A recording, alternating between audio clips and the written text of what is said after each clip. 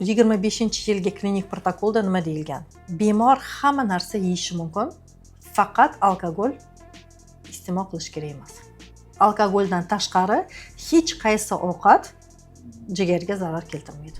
Albatta, hammani organizmi har xil. Kimdir ko'p ovqatni yaxshi hazm qila oladi, kimdir ko'p yesa hazm qila olmaydi. O'zi me'yorimiz mana shu ikkita qo'limizga sig'gan ovqatni biz muammosiz hazm qilar ekanmiz. Undan ortig'i bizning tanamizga zarar ekan. Shuni ichida nimalar bo'lishi kerak? Salatingiz ham, non ham. Shuning uchun aytishadi, kuniga 5-6 marta tanovul qilish kerak ovqatda. Nonushta, ikkinchi nonushta soat 11da, soat 1-2da tushlik, keyin soat 4larda ikkinchi tushlik, kechki ovqat 6-7larda va uxlashdan oldin 1 stakan qatiq yoki kefir ichish kerak.